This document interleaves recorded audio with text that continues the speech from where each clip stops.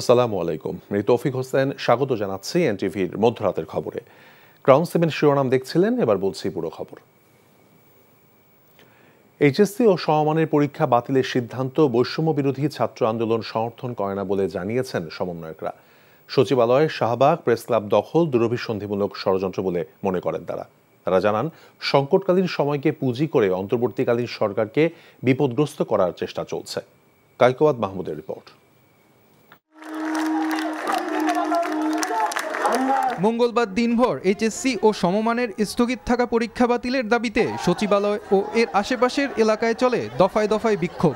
পরে সিদ্ধান্ত আসে পরীক্ষা বাতিলের। এদিকে রাতে রাজধানীর সোহরাওয়ার্দী হাসপাতাল ও ঢাকা মেডিকেল কলেজ সহ 4টি হাসপাতালে ছাত্র জনতার আন্দোলনের সময় আহত শিক্ষার্থীদের দেখতে গিয়ে বৈষম্য বিরোধী আন্দোলনের সমন্বয়করা বলেন, পরীক্ষা বাতিলের দাবি যৌক্তিক নয়। আমরা আমাদের জায়গা থেকে এই যে পরীক্ষাকে সম্পূর্ণ বাতিল করে দেওয়ার বিষয়টিকে আমরা কখনোই সমর্থন করি না।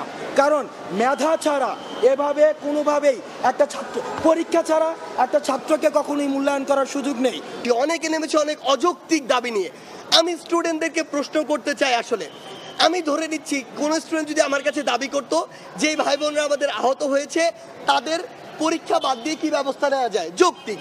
আমি ধরে নিচ্ছি তাদের প্রস্তুতির বাইরে তারা অনেকদিন ছিল, মেন্টাল জায়গাটিতে ওই স্টেবিলিটি নেই, তাহলে তারা এমন হতে পারতো, সময় চাইতে পারতো, এমন হইতে পারতো যে মার্কস কম চাইতে পারতো। কোনো কিছু না করে তারা পরীক্ষা বাতিল চায়। আমি বিশ্বাস করি যারা স্টুডেন্ট মেধার যোগ্যতার বিশ্বাস করে তারা এই দাবিটি করতেই পারে না। এর আগে সকালে পঙ্গু হাসপাতালে ভর্তি 140 জন আহতের সবশেষ পরিস্থিতি পর্যবেক্ষণ করার পর বৈষম্য বিরোধী ছাত্র আন্দোলনের সমন্বয়ক বলেন, ভুল ত্রুটি হলে অন্তর্বর্তীকালীন সরকারকেও চাপে রাখবে ছাত্র সমাজ।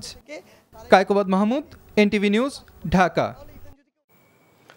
এর আগে শিক্ষার্থীদের দাবির মুখে বাতিল হয় এইচএসসি ও সমমানের স্থগিত 6 পরীক্ষা। আন্দোলনরত শিক্ষার্থীরা সচিবালয়ে প্রবেশ করে বিক্ষোভ করলে মঙ্গলবার বিকেলে এই ঘোষণা দেন আন্তঃশিক্ষা বোর্ড সমন্বয় কমিটির সভাপতি তপন কুমার সরকার। তবে কোন প্রক্রিয়ায় ফলাফল দেয়া হবে তা দ্রুতই জানানো হবে বলে উল্লেখ করেছেন তিনি। রিপোর্ট করছেন রকুনউদ্দিন। এইচএসসি ও সমমানের স্থগিত পরীক্ষা বাতিলের দাবিতে কদিন ধরেই বিক্ষোভের পর মঙ্গলবার দুপুরে আন্দোলনরত শিক্ষার্থীরা ঢুকে পড়েন সচিবালয়ে। চলতে থাকে বিক্ষোভ।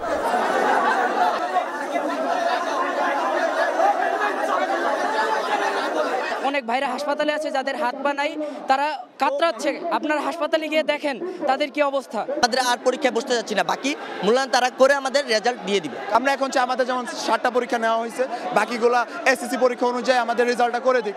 কিছুক্ষণের মধ্যে সেখানে আসেন বৈষম্য বিরোধী ছাত্র আন্দোলনের সমন্বয়ক হাসনাত আব্দুল্লাহ। শিক্ষার্থীদের পক্ষ থেকে আলোচনা করতে যান শিক্ষা সচিবের সাথে। এর মাঝে সচিবালয়ের একটি ভবনের 18 তলায় শিক্ষা মন্ত্রণালয়ে চলে আসেন আন্দোলনরত শিক্ষার্থীরা। প্রায় 4 ঘন্টার বৈঠক শেষে ঘোষণা আসে পরীক্ষা বাতিলের।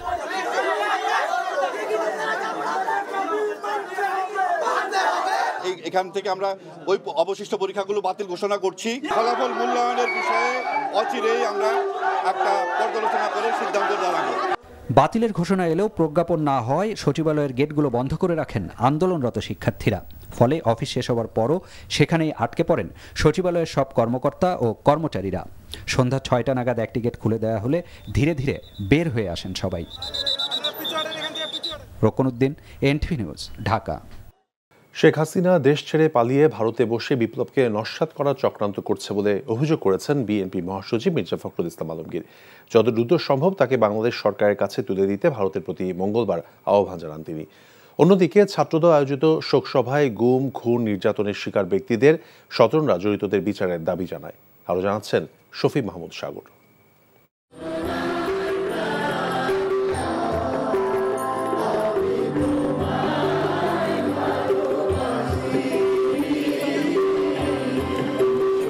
কেন্দ্রীয় শহীদ মিনারে শহীদদের প্রতি শ্রদ্ধা নিবেদন ও সমবেত কণ্ঠে জাতীয় সঙ্গীত গাওয়ার মধ্য দিয়ে শুরু হয় ছাত্রদল আয়োজিত আলোকচিত্র ও শোকসভার।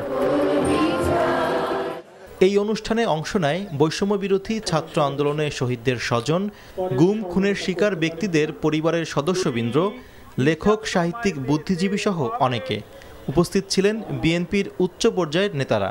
শেখ হাসিনার শাসনামলে গুম ও খুনের শিকার ভুক্তভোগীদের পরিবারের দাবি সুষ্ঠু বিচারের। র‍্যাব টিভি পরিচয়ে তাকে রাত 3 ঘটিকার সময় তুলে নিয়ে যাওয়া হয়। আজকে 10-11 বছরের মতো আমরা জানি না আমাদের বাবা জীবিত আছে কি নাই। যাদেরকে এখনো গুম করে রাখা হয়েছে সকলকে আমরা এখন আশা করি, আমরা সাহস করি, আমরা বিচার পাবো। আর ছাত্র জনতার আন্দোলনে নিহতদের স্বজনরা চান শহীদদের রক্ত যাতে বৃথা না যায়। আমার ছেলেকে যেভাবে তারা নৃশংসতা করেছে, হয়তো আমি আর দ্বিতীয় কোনো ছেলের বাবা মাকে এই কষ্টটা দেখতে চাই না। এর আগে শহীদ প্রেসিডেন্ট জিয়াউর রহমানের মাজারে শ্রদ্ধা নিবেদন এবং জিয়ারত শেষে বিএনপি মহাসচিব মির্জা ফখরুল ইসলাম আলমগীর অভিযোগ করেন, শেখ হাসিনা জাতিকে ঋণের জালে আবদ্ধ করে গেছে। 15 বছর ধরে শেখ হাসিনার এই ফ্যাসিবাদী শাসন বাংলাদেশের স্বাধীনতাকে দুর্বল করে দিয়েছে। সে 18 লাখ কোটি টাকা ঋণে আবদ্ধ করে গেছে, পাচার হয়ে গেছে প্রায় $100 বিলিয়ন। সেই ব্যক্তিকে আজকে এইভাবে ভারতে আশ্রয় দিয়ে ভারত তার যে কমিটমেন্ট টুয়ার্ডস ডেমোক্রেসি, এটা ভারত রক্ষা করেছে বলে মনে হয় না। রাষ্ট্র সংস্কারে ইউনূসের নেতৃত্বাধীন অন্তর্বর্তীকালীন সরকারকে বিএনপি সময় দিতে চায় বলেও জানান মির্জা ফখরুল। শফি মাহমুদ সাগর, এনটিভি নিউজ, ঢাকা। সারা দেশে 25টি জেলার প্রশাসককে বদলি করেছে সরকার, পাশাপাশি তাদের বিভিন্ন মন্ত্রণালয় এবং দফতরে সংযুক্ত করা হয়েছে। মঙ্গলবার সন্ধ্যায় জনপ্রশাসন মন্ত্রণালয় এই সংক্রান্ত দুটি প্রজ্ঞাপন জারি করেছে। একটি প্রজ্ঞাপনে জানানো হয়, ফরিদপুরের জেলা প্রশাসক কামরুল হাসান তালুকদার এবং পাবনার আসাদুজ্জামানকে পরিসংখ্যান এবং তথ্য ব্যবস্থাপনা বিভাগীয় উপসচিব পদে পদায়ন করা হয়েছে। এছাড়া শেরপুরের আব্দুল্লাহ আল খাইরুমকে মুক্তিযুদ্ধ মন্ত্রণালয়ের উপসচিব, কুষ্টিয়ার এহতেশাম রেজাকে শিল্প মন্ত্রণালয়, ঝিনাইদহের SM রফিকুল ইসলামকে শিল্প মন্ত্রণালয়, বগুড়ার সাইফুল ইসলামকে বস্ত্র ও পাট মন্ত্রণালয়, জয়পুরহাটের সালেহিন তানভীর গাজীকে যুব ও ক্রীড়া মন্ত্রণালয় এবং চাঁদপুরের জেলা প্রশাসক কামরুল হাসানকে রেলপথ মন্ত্রণালয়ের উপসচিব করা হয়েছে। আরেক প্রজ্ঞাপনে বাকি 17 জেলার প্রশাসকদের প্রেষণে বিভিন্ন পদে পদায়নের কথা জানানো হয়েছে। কক্সবাজারের টেকনাফে এক হত্যা চেষ্টা মামলায় ইয়াবা গডফাদার খ্যাত আব্দুর রহমান বদিকে চট্টগ্রামের পাঁচলাইশ এলাকা থেকে গ্রেফতার করেছে র্যাব। মঙ্গলবার রাতে তাকে গ্রেফতারের বিষয়টি নিশ্চিত করেছেন র্যাবের আইন ও গণমাধ্যম শাখার পরিচালক লেফটেন্যান্ট কর্নেল মুনিম ফেরদৌস। এ বিষয়ে ঢাকায় র্যাব সদর দফতর থেকে পরবর্তীতে বিস্তারিত জানানোর কথা রয়েছে। বিভিন্ন সময় কক্সবাজার টেকনাফ কেন্দ্রিক ইয়াবা সংশ্লিষ্টতার অভিযোগ ওঠে বদির বিরুদ্ধে। চলতি বছরের 17 এপ্রিল বদি 2 ভাইয়ের সংশ্লিষ্টতাও পায় সিআইডি, মাদক নিয়ন্ত্রণ অধিদপ্তর এবং বেশ কয়েকটি গোয়েন্দা সংস্থা ও আইনশৃঙ্খলা বাহিনীও বদিকে মাদকের গডফাদার হিসেবে চিহ্নিত করেছে একাধিকবার। কক্সবাজার 4, উখিয়া, টেকনাফ থেকে 2008 এবং 2014 সালে দুবার আওয়ামী লীগের সংসদ সদস্য নির্বাচিত হন আব্দুর রহমান বদি। তবে 2018 এবং 2024 সালের একাদশ ও দ্বাদশ জাতীয় সংসদ নির্বাচনে অংশ নেননি তিনি। সে সময় তার স্ত্রী শাহিন আক্তার আওয়ামী লীগের প্রার্থী হিসেবে জয়ী হন। হত্যা মামলায় সাবেক মন্ত্রী ডাক্তার দীপু মনিকে 4 দিনের এবং সাবেক উপমন্ত্রী আরিফ খান জয়ের 5 দিনের রিমান্ড মঞ্জুর করেছেন আদালত। রাজধানী মোহাম্মদপুরের মুদি দোকানি আবু সাইদকে গুলি করে হত্যার মামলায় মঙ্গলবার তাদের রিমান্ডের আদেশ দেন ঢাকার CMM আদালত। মেজবা হাসানের আরেকটি রিপোর্ট। ডাক্তার দীপু মনি রাজনীতিতে আসার শুরু থেকেই জমি দখল, প্রকল্পে দুর্নীতি সহ নানা কর্মকাণ্ডের মাধ্যমে বিতর্কে জড়িয়েছেন। বিশেষ করে পররাষ্ট্র এবং শিক্ষা মন্ত্রণালয়ে মন্ত্রী থাকার অবস্থায় তার বিরুদ্ধে বিভিন্ন সময় অভিযোগ ওঠে। মাত্র 35 লাখ টাকার 2টি ফ্ল্যাট থেকে 5 বছরে 3 কোটি 60 লাখ টাকার 3টি ফ্ল্যাটের মালিক হয়েছেন। সম্পদ বেড়ে হয়েছে কয়েক গুণ। শিক্ষামন্ত্রী হওয়ার পর দেশের শিক্ষা ব্যবস্থা নিয়েও বিতর্কে জড়িয়েছেন এই মন্ত্রী। শুধু তাই নয়, নদী দখলে সহায়তাকারী হিসেবে নাম কুড়িয়ে আখ্যা পেয়েছেন বালুখেকু হিসেবে। ওরা মোবিল, সাউন্ড এবং সাসপেন্ডেড পার্টিকেলের ফলে ওইখানে ফাইটোপ্লাঙ্কটন হবে না, জুপ্লাঙ্কটন হবে না, মাছের খাবার হবে না। কিন্তু এই হায়ানার দল থেকে আমি কিন্তু মুক্ত রাখতে পারছি না, কারণ এই হায়ানার দলের পেছনে আছে একজন রাজনৈতিক শক্তি, একজন চাঁদপুরের এক নারী মন্ত্রী তাদেরকে এই সহায়তা করে। শেখ হাসিনা সরকারের আরেক প্রতাপশালী সাবেক ক্রীড়া উপমন্ত্রী আরিফ খান জয় খেলার মাঠে অস্ত্র নিয়ে তুমুল সমালোচিত হন। প্রভাবশালী এই দুই নেতাকে মঙ্গলবার হত্যা মামলার দায়ে নেওয়া হয় ঢাকার CMM কোর্টে।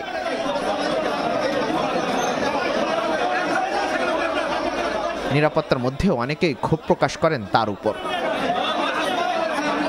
এই দুজন আসামি সহ অন্যান্য আসামিরা এই আবু সাইদের হত্যার সঙ্গে সরাসরি জড়িত। তদন্তের প্রাথমিক তদন্তে এই আসামিদের এই মামলা হত্যার সঙ্গে সংশ্লিষ্টতা পাওয়া গিয়েছে এবং 1 নম্বর আসামি দীপু মনি মহিলা হওয়ার কারণে তাকে 4 দিন রিমান্ড দেওয়া হয় এবং আরিফুর রহমান জয় তাকে 5 দিন রিমান্ড মঞ্জুর করা হয়। ছাত্র জনতার গণ অভ্যুত্থানে শেখ হাসিনা দেশ ছেড়ে পালালেও পালাতে পারেননি অনেক মন্ত্রী ও নেতারা। নির্বিচারে গুলি ও বিভিন্ন অপকর্মের দায়ে গ্রেফতার হচ্ছে অনেকেই। Misbah Hasan, NTV news, Dhaka. তারল্য সহায়তা দিয়ে কোনো দুর্বল ব্যাংককে বাঁচাবে না বাংলাদেশ ব্যাংক, এমন তথ্য জানিয়ে governor doctor Ahsan H Mansur বলেছেন, ব্যাংক খাতে দুরবস্থার জন্য দোষী কোম্পানির মালিক এবং কর্মকর্তাদের বিরুদ্ধে ব্যবস্থা নেওয়া হবে। মঙ্গলবার ব্যবসায়ী নেতাদের সঙ্গে বৈঠকের পর এসব কথা বলেন তিনি। বৈঠকে ব্যবসায়ী নেতারা ব্যাংক লুটেরাদের বিরুদ্ধে কঠোর ব্যবস্থা নেওয়ার দাবি জানান। হাসানুল শাওনের রিপোর্ট। নতুন গভর্নরের সাথে বৈঠক করতে মঙ্গলবার বাংলাদেশ ব্যাংকে যান ব্যবসায়ী নেতারা। ঘণ্টাব্যাপী বৈঠকে বর্তমান প্রেক্ষাপটে ঋণের কিস্তি পরিশোধের সময় বাড়ানোর অনুরোধ জানানো হয়। একই সাথে বিভিন্ন ব্যাংকে অনিয়মের সাথে জড়িতদের বিরুদ্ধে ব্যবস্থা নেয়ার দাবি ব্যবসায়ীদের। সরকারের যে কোনো ভালো পদক্ষেপে আমরা ব্যবসায়ীদের উন্নয়নে, অর্থনীতির উন্নয়নে আমরা কাজ করব, আমরা এটাই সহায়তা দেব, আমরা এটা বলেছি। যারা সম্পদ লুট করছে, অন্যায়ভাবে সম্পদ অর্জন করছে সৃষ্টি না করে, এবং তারা ব্যাংকগুলো লুট করছে, তাদের বিরুদ্ধে কঠোর শাস্তি নেওয়ার জন্য আমরা বলে আসছি। পরে গণমাধ্যমকে গভর্নর জানান, ইসলামী ব্যাংকগুলোর বিষয়ে তাড়াহুড়ো করে কোনো সিদ্ধান্ত নেবে না কেন্দ্রীয় ব্যাংক, তবে বিভিন্ন ব্যাংকের দুরবস্থার জন্য দায়ীদের চিহ্নিত করা হবে। আমরা যারা দোষী তাদেরকেই টার্গেট করব, প্রতিষ্ঠানকে টার্গেট করছি না। যারা প্রতিষ্ঠানের কর্মকর্তা, মালিকও হতে পারেন, যদি তারা যে কোনো কারণেই খারাপ কিছু করে থাকে, সেটা আইনগতভাবে সেটার ব্যবস্থা হবে। কিছু ব্যাংকের দুরবস্থার জন্য ব্যাংকগুলো নিজেরাই দায়ী মন্তব্য করে গভর্নর বলেন, যে কোনো ব্যাংক থেকে আমানত তুলে নেয়ার অধিকার আছে গ্রাহকদের, তবে দুর্বল কোনো ব্যাংককে অর্থ দিয়ে উদ্ধার করা হবে না বলেও জানান তিনি। ডিপোজিটাররা তাদের টাকা যদি উইথড্র করে, সেটা রাইট তাদের আছে, সেটা নিয়ে সরকার সেখানে কোনোদিনও হস্তক্ষেপ করবে না। সরকার যেটা বলতে পারে যে আমরা ওই ব্যাংকের জন্য কি করব, আমরা এই পর্যায়ে ওই ব্যাংকের জন্য আমরা কিছু করব না। সবসময় উদ্ধার করাটা ঠিক নয়। ব্যাংকিং কমিশনগুলো হবে, এই দুর্বল ব্যাংকগুলোকে আমরা তখন হয়তো ভিন্নভাবে এদেরকে অ্যাড্রেস করে চেষ্টা করবো এদের সংখ্যা কমিয়ে ফেলতে। এছাড়া মূল্যস্ফীতি কমিয়ে আনার চেষ্টা চলছে জানিয়ে গভর্নর আরও বলেন, আপাতত 1000 টাকা কিংবা অন্য কোনো নোট বাতিল বা পরিবর্তনের পরিকল্পনা নেই তাদের। Hasanul Shaon, NTV news, Dhaka. আগের সরকারের নেওয়া ঋণের বোঝা বড় চাপ উল্লেখ করে অর্থ উপদেষ্টা সালেউদ্দিন আহমেদ বলেছেন, সময় বাড়ানোর জন্য আলাপ আলোচনা করা হচ্ছে। মঙ্গলবার সচিবালয়ে চীনের রাষ্ট্রদূত এবং কানাডার হাইকমিশনারের সঙ্গে সৌজন্য সাক্ষাৎ শেষে এসব কথা বলেন তিনি। এদিকে রানা প্লাজা এবং তাজরিন গার্মেন্টস দুর্ঘটনায় প্রধানমন্ত্রীর ত্রাণ তহবিলে জমা টাকা লুটপাট হয়েছে কিনা তা দেখা হবে বলেও জানিয়েছেন শ্রম উপদেষ্টা। রকুনউদ্দিনের আরেকটি রিপোর্ট। মঙ্গলবার সকালে সচিবালয়ে অর্থ উপদেষ্টার সাথে সৌজন্য সাক্ষাৎ করেন বাংলাদেশে নিযুক্ত চীনের রাষ্ট্রদূত ও কানাডার হাই কমিশনার। দুই দেশের পক্ষ থেকে অন্তর্বর্তীকালীন সরকারকে স্বাগত জানিয়ে সব রকমের সহায়তার আশ্বাস দেওয়া হয়। China also we have our expectations, so it is some process we sit down to discuss and come with the consensus. So we'll continue to work with government and to see what we can do to support and to move forward together. আর্থিক খাতে আগের সমস্যাগুলো আর হবে না বলে দেশ দুটিকে আশ্বস্ত করা হয়েছে বলে জানান অর্থ উপদেষ্টা। আনফরচুনেট এটা এত বড় একটা ঋণের বোঝা নিয়ে এটা বড় প্রেশার, প্রচন্ড প্রেশার, কারণ এগুলো নিয়েছে ওরা চুক্তি করে, তাই না, নিয়েছে এগুলো তো আমাদের ডোনারদেরকে আমরা বলতে হবে যে এটা বিরাট প্রেশার। এটাই তো আমি বলেছি কত জায়গায় গেছে এই প্রজেক্টগুলো, আমরা এগুলো রিভিউ করছি। এভাবে বেঁচে থাকার যে এদিকে সচিবালয়ে রানা প্লাজা ও তাজরিন তৈরি পোশাক কারখানার দুর্ঘটনায় ক্ষতিগ্রস্তদের সাথে বৈঠক করেন শ্রম উপদেষ্টা। এ সময় তাদের সহায়তার আশ্বাস দেন তিনি। প্রধানমন্ত্রীর ত্রাণ তহবিলের ব্যাপারটা আমরা সিরিয়াসলি দেখব যে সেটা যদি লোপাট না হয়ে থাকে কিংবা লোপাট হলেও কিভাবে সেটা আপনাদের পুনর্বন্টন করা যায়, এবং আহতদের চিকিৎসার জন্য যেই ট্রাস্ট আছে সেই ট্রাস্ট ঠিকভাবে কাজ করছে কিনা সেটা আমরা মনিটর করব। বাংলাদেশের শ্রমিকরা আর অবহেলিত থাকবে না বলেও আশ্বস্ত করেন শ্রম উপদেষ্টা। গঠনে আপনারা রকুনউদ্দিন, NTV নিউজ, ঢাকা। শিক্ষার্থীদের তোপের মুখে পদত্যাগ করলেন বরিশাল এবং গোপালগঞ্জ বিজ্ঞান ও প্রযুক্তি বিশ্ববিদ্যালয়ের উপাচার্য, উপ উপাচার্য সহ বিভিন্ন বিভাগের কয়েকজন দায়িত্বপ্রাপ্ত কর্মকর্তা। অন্যদিকে শিক্ষার্থীদের বিরোধিতা সত্ত্বেও পদত্যাগ করেছেন খুলনা বিশ্ববিদ্যালয়ের উপাচার্য। মঙ্গলবার দুপুরে খুলনা বিশ্ববিদ্যালয়ের উপাচার্য ডক্টর মোহাম্মদ মাহমুদ হোসেন সহ উপ উপাচার্য professor doctor Mosammat Hosne Ara, treasurer, ভারপ্রাপ্ত রেজিস্ট্রার এবং সব হলের প্রভোস্টরা পদত্যাগ করেন। এছাড়া পদত্যাগ করেছেন সিন্ডিকেটের 2 সদস্য, শারীরিক শিক্ষা চর্চা বিভাগ এবং আইসকিউসির পরিচালকরা। অন্যদিকে শিক্ষার্থীদের আন্দোলনের মুখে পদত্যাগ করেছেন বরিশাল বিশ্ববিদ্যালয়ের উপাচার্য ডক্টর মোহাম্মদ বদিরুজ্জামান, প্রক্টর আবুল কাইয়ুম সহ 4টি হলের প্রভোস্ট এবং কয়েকজন হাউস টিউটর।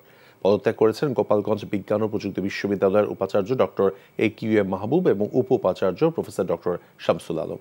এদিকে সিরাজগঞ্জ রবীন্দ্র বিশ্ববিদ্যালয়ের উপাচার্য শাহ আজমের পদত্যাগের দাবিতে 24 ঘন্টার আলটিমেটাম দিয়ে মঙ্গলবার বিক্ষোভ করেছেন শিক্ষার্থীরা। Bangladesh securities and exchange commission BSEC সদ্য সাবেক চেয়ারম্যান শিবলি রুবায়েতুল ইসলাম এবং তার ছেলে জুহাইর সারার সহ 8 জনের ব্যাংক হিসাব স্থগিত করেছে আর্থিক গোয়েন্দা সংস্থা ফিনান্সিয়াল ইন্টেলিজেন্স ইউনিট BFIU। মঙ্গলবার ব্যাংকগুলোকে নির্দেশ দিয়েছে BFIU। মানি লন্ডারিং প্রতিরোধ আইনের আওতায় এই নির্দেশ দেওয়া হলো। ব্যাংক হিসাব স্থগিত হওয়া বাকি 6 জন হলেন মার্চেন্ট ব্যাংকার্স অ্যাসোসিয়েশন BMB এর সাবেক সভাপতি সাইয়েদুর রহমান, শেয়ার বাজারের আলোচিত ব্যক্তি আবুল খায়ের, জাভেদ মতিন, সম্পদ ব্যবস্থাপক কোম্পানির মনিজা চৌধুরী, দেওলার হোসেন এবং শরীফুল ইসলাম। অতীতে দুর্নীতির আশ্রয় নেওয়া কোনো কর্মকর্তাকে ছাড় দেওয়া হবে না বলে জানিয়েছেন ঢাকা উত্তর সিটি কর্পোরেশনের নবনিযুক্ত প্রশাসক মাহমুদুল হাসান। অতীতে ইতিহাস পর্যালোচনা করে ব্যবস্থা নেওয়া হবে বলে জানান তিনি। রাজধানী গুলশানের নগর ভবনে মঙ্গলবার সংবাদ সম্মেলনে এসব কথা বলেন তিনি।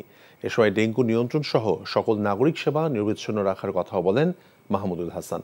এর আগে ঢাকা দক্ষিণ সিটি কর্পোরেশনের নবনিযুক্ত প্রশাসকও দুর্নীতিবাজ কর্মকর্তাদের বিরুদ্ধে ব্যবস্থা নেওয়ার প্রতিশ্রুতি দেন। সেই সাথে ঢাকা দক্ষিণের নাগরিক সেবায় সর্বোচ্চ গুরুত্ব দেওয়ার কথা জানান তিনি। আলোচিত মুনিয়া হত্যাকাণ্ডের বিচার না হওয়ার জন্য সরাসরি বিদায়ী প্রধানমন্ত্রী শেখ হাসিনাকে দায়ী করেছেন মুনিয়ার বোন নুসরাত জাহান। তার অভিযোগ, সাবেক প্রধানমন্ত্রীর প্রশ্রয়ের কারণে বিচার পাননি মুনিয়ার পরিবার। নুসরাত আরও অভিযোগ করেন, সাবেক আইনমন্ত্রী আনিসুল হকের সহযোগিতায় হত্যা মামলা থেকে অব্যাহতি পেয়েছেন বসুন্ধরা গ্রুপের MD সায়েম সোবহান চৌধুরী আনভীর। মঙ্গলবার সকালে জাতীয় প্রেস ক্লাবের সংবাদ সম্মেলনে এসব অভিযোগ করেন কলেজ শিক্ষার্থী মোসারাত জাহান মুনিয়ার পরিবারের সদস্যরা। অন্তর্বর্তীকালীন সরকারের প্রধান উপদেষ্টা এবং আইন উপদেষ্টার কাছে পুনরায় মুনিয়া হত্যার বিচার দাবি করেছেন তার পরিবার। কেন্দ্রীয় কর্মসূচির অংশ হিসেবে ঝালকাঠি নলছিটিতে জাতীয়তাবাদী স্বেচ্ছাসেবক দলের প্রতিষ্ঠাবার্ষিক পালিত হয়েছে। এ উপলক্ষে স্থানীয় মার্চার্স মাধ্যমিক বিদ্যালয় মাঠে সমাবেশে বক্তব্য রাখেন বিএনপির জাতীয় নির্বাহী কমিটির ধর্ম বিষয়ক সম্পাদক রফিকুল ইসলাম আজাদ, জেলা বিএনপির আহ্বায়ক অ্যাডভোকেট মোহাম্মদ সৈয়দ হোসেন সহ অন্যরা। মানবতা বিরোধী অপরাধের দায়ে সাবেক প্রধানমন্ত্রী শেখ হাসিনার বিচারের দাবি করেন তারা। দেশের শান্তি শৃঙ্খলা রক্ষার্থে অন্তর্বর্তী সরকারকে সহযোগিতার আশ্বাস দেন বিএনপি নেতারা। পরে একটি বর্ণাঢ্য শোভাযাত্রা বিভিন্ন সড়ক প্রদক্ষিণ করে। এতে বিএনপি এবং এর সহযোগী সংগঠনের নেতাকর্মীরা অংশ নেন। এই ছিল মধ্যরাতের খবরে। এই খবরের ভিডিও সহ আপডেট জানতে ভিজিট করুন NTV অনলাইন www.ntvbd.com। এছাড়াও NTVর জনপ্রিয় সব অনুষ্ঠান এবং খবরের আপডেট জানতে ভিজিট করুন আমাদের ইউটিউব এবং ভেরিফাইড ফেসবুক পেজ। সকাল 7:30টায় সকালের খবর দেখার আমন্ত্রণ রইল। ধন্যবাদ সবাইকে।